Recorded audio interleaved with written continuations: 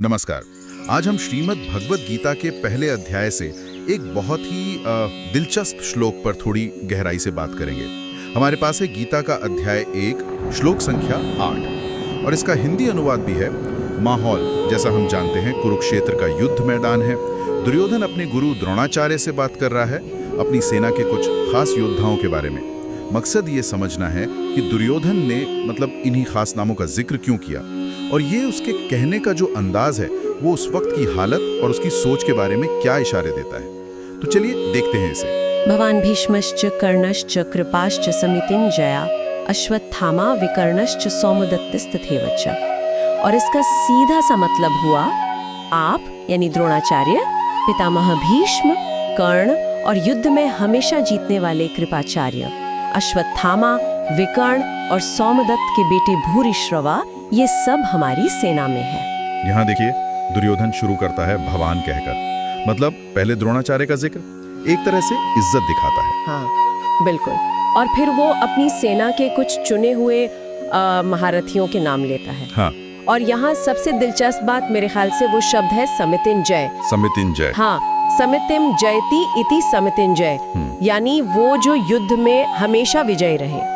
ये बहुत बड़ा दावा है, खासकर लड़ाई शुरू होने से ठीक पहले हमेशा विजयी। इस लिस्ट में देखिए कौन कौन है आप, यानी खुद गुरु द्रोण, फिर गंगापुत्र भीष्म पितामह, दानवीर कर्ण, आचार्य कृपाचार्य, द्रोण के बेटे अश्वत्थामा, दुर्योधन का अपना भाई विकर्ण और सोमदत्त का बेटा भूरिश्रवा। ये सब अपने जमाने के बहुत बड़े योद्धा माने जाते थे जिनकी वीरता के किस्से थे। लेकिन ये सिर्फ एक आत्मविश्वास दिखाना है या इसमें कुछ और भी है? किसी को हमेशा विजयी कहना, ये तो बहुत बड़ी बात हो गई। थोड़ी अतिशोक्ति नहीं लगती? हाँ लग सकती है। और बिल्कुल ये सिर्फ सेना की गिनती नहीं है, ये एक तरह का मनोवैज्ञानिक दाव भी है।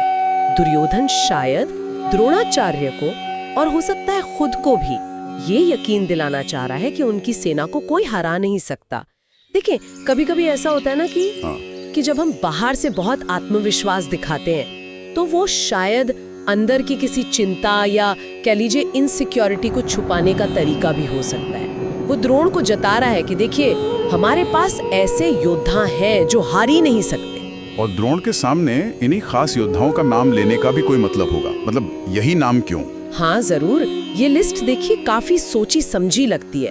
इसमें खुद द्रोण है जिनसे वो बात कर रहा है, फिर भीष्म पितामह है, सेना के सबसे बड़े, सबसे सम्मानित, भले ही उनकी वफादारी पर कौरवों को शक रहा हो। कर्ण है जो अर्जुन का सबसे बड़ा दुश्मन है और दुर्योधन का खास दोस्त। कृपाचार्य और अश्वत्थामा तो सीधे द्रोण से जुड़े हैं, एक उनके साले, दूसरा बेटा। विकर्ण का नाम लेना शायद भाइयों में एकता दिखाने की कोशिश। अच्छा। और भूरिश्रवा एक ताकतवर साथी राजा है। तो ये लिस्ट सिर्फ योद्धाओं की गिनती नहीं है, ये रिश्तों, वफादारियों और शायद अंदरूनी जो समीकरण थे ना, उसका भी एक जाल दिखाती है। द्रोण के सामने इन नामों को लेना उन्हें उनकी जिम्मेदारी और अपनी तरफ की मिली जुली ताकत का एहसास कराना था। ये तो वाकई सोचने वाली बात है। और यहाँ एक अजीब सी बात भी दिखती है, जिन्हें दुर्योधन हमेशा विजयी कह रहा है, हाँ, उनमें से तो कईयों का अंत इसी युद्ध में हो गया। बिल्कुल, यही तो विडंबना है। ये शब्द समितिञ्जय बाद की घटनाओं को देखे तो बहुत दुखद और व्यंग्यात्मक लगता है। ये हमें युद्ध की असलियत, किस्मत के खेल और शायद दुर्योधन के अपने अंदाजे की जो सीमाएं थी उसकी भी याद दिलाता है। ये दिखाता है कि मैदान जंग में सिर्फ बड़ी उपाधियां या पुराना रिकॉर्ड काफी नहीं होता। तो कुल मिलाकर कहें तो गीता का ये 8वां श्लोक सिर्फ नामों की एक लिस्ट नहीं है। नहीं, बिल्कुल नहीं। ये कुरुक्षेत्र के मैदान में युद्ध शुरू होने से ऐन पहले दुर्योधन का नजरिया, उसकी रणनीति, उसका आत्मविश्वास और शायद उसके अंदर छिपे डर की भी एक गहरी झलक देता है। ये हमें कौरव पक्ष के उन महारथियों से मिलवाता है जिन पर दुर्योधन को सबसे ज्यादा भरोसा था। और यहीं से एक सवाल मन में आता है, क्या शब्दों से दिखाया गया ये आत्मविश्वास और ये शक्ति प्रदर्शन असल में जो सैन्य तैयारी होती है और जो नैतिक बल होता है, क्या उसका विकल्प बन सकता है? या फिर ये सिर्फ एक बाहरी कवच था, एक नकाब जो आने वाले उस महाविनाश से पहले चेहरे पर चढ़ा लिया गया था? इस पर सोचा जा सकता है।